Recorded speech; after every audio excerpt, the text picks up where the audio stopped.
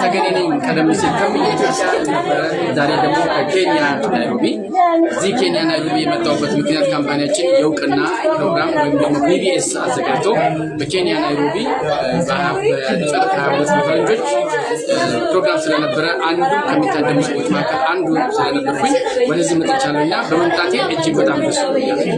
እንግዲህ ዛሬ እዚህ ካምፓኒያችን ቀደም ቀደም ለሄድኳርተሩ ነበርኩኝ። አሁን ደግሞ በዚህኛው ቢሮ ደግሞ በምርት ማዕከሉ በትሬኒንግ ሴንተሩ ተገኝቻለሁ ማለት ነው። ዛሬ ከምንም በላይ ደስተኛ ነኝ። ለሁለተኛ ጊዜ ነው ወደ ኬንያ ናይሮቢ ስመጣ።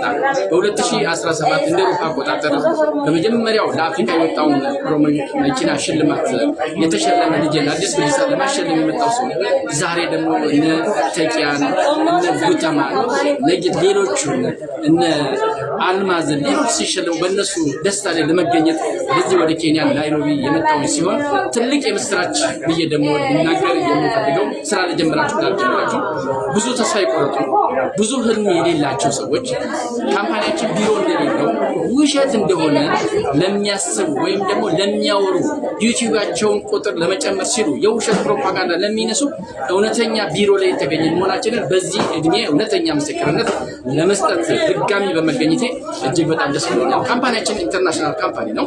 ከተመሰረተ 33ኛ ዓመቱ ሲሆን 30ኛ ዓመቱ በዚህ ዓመት ያከብራል። በ1992 የተመሰረተ ሲሆን ስራውን የጀመረው በ1995 እንደ አውሮፓ አቆጣጠር እኔም ሊግስቴ ካምፓኒ ጋር ለ13 ዓመት ሆኖኛል በዚህ ወር ውስጥ ማለት ነው። እጅግ በጣም ደስተኛ ነኝ። እጅግ በጣም ስኬታማ ነኝ። በአብዛኛው በኢትዮጵያ የሚገኙ ወጣቶች ዲግሪያቸው ማስተርሳቸውን PhDያቸውን ይዘው መንግስት ስራ አልሰጠንም ብለው የሚበሳጩ ወጣቶችን አሉ።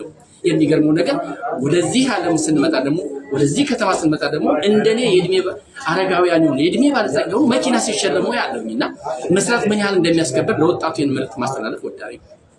ወጣቶች በሀገር ውስጥም ከሀገር ውጭም ያላችሁ ስደት በእኔ ይብቃ ማለት መቻል አለባችሁ። ስደተኞች በተለይ ወንድም ሆናችሁ ሴቶች ዲቪ ሞልታችሁ ሄዳችሁ ስደት ነው ስደት በእኔ ይብቃ ብላችሁ የቀጥተኛ ሽያጭ ኔትወርክ ማርኬቲንግ አሴትን በመገንባት ራሳችሁን ረድታችሁ ሌላው መርዳት የምትችሉ መሆኑን ይህንን መልእክት ላስተላልፍላችሁ ወዳለሁ። እጅግ በጣም ደስተኛ ነኝ። እኔ 62 ዓመት እድሜ ባለጸጋ ሆኜ የተለያዩ ሀገራቶችን መጎብኘት ቻልኩኝ።